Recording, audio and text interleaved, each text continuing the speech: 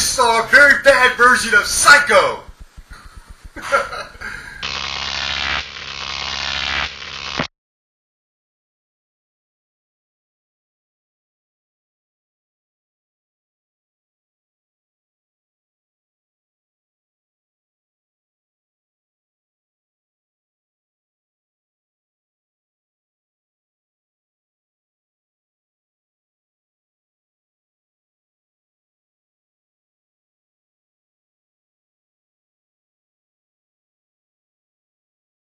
House at the End of the Streets, or as the trailer is calling itself, hates. And yet, it doesn't count some of the other letters in the name. The end of it doesn't count the of and the at the end. So I mean, you can't have it both ways with that. This movie was terrible. It's a very bad version of Psycho. I'll quickly run through how this interpretation of a Psycho is a psychological thriller. Psycho, anybody who doesn't know what that is, that's an Alfred Hitchcock film starring Anthony Perkins and Janet Leigh. Anthony Perkins played Norman Bates, who ran this motel that was in the middle of nowhere. And I want to go straight to the twist to say to get through the movie. Janet Leigh plays Marion Crane, and basically what happens is Marion goes to the hotel because she stole some money from her job and went there to hide out. And she meets Norman. She doesn't tell him about the money. And Norman has his mother living in his house, still there, and apparently she has violent mood swings. And when Marion takes a shower, the mother comes in and kills her, and then Norman comes in and cleans up the mess. And we find out later on at the end of the movie that Norman's mother is dead, and that Norman has been keeping the pretense of his mother alive by dressing up as the mother and having conversations with her. And then anytime anyone gets too close to finding out the secret, or gets close to Norman's heart and is a threat to the relationship between him and his split personality of his mother, he puts on the costume and kills that person. And in this movie, House at the End of the Streets, we have Jennifer Lawrence as Alyssa. She's the Marion Crane of the movie in a way, but no, she doesn't die. Max Therot is Ryan, or Norman Bates. I knew this was going to be like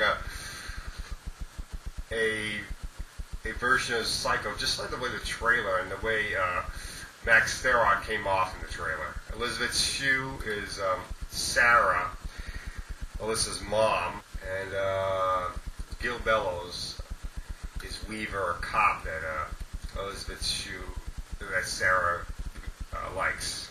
And basically the house, there's very few houses in this area, and Alyssa and Elizabeth have moved into this house, and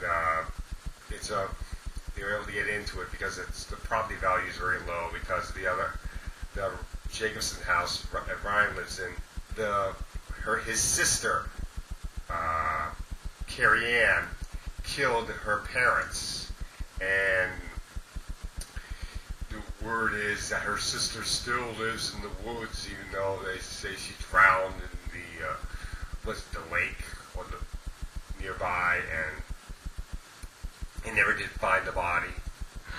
And we find out in the movie that Ryan is keeping his sister alive in the basement, but then we find out that's not true. There's a twist, a very stupid twist. This psychological thriller is not even that scary. People that you think are going to die in the movie don't die.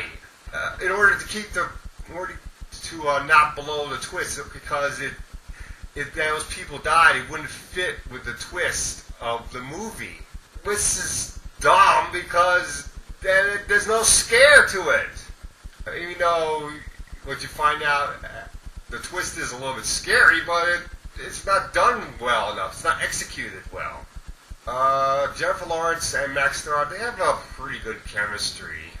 And then there's that scene where Elizabeth lays down the ground rules between Ryan and Alyssa, and yeah, that's a very stupid scene.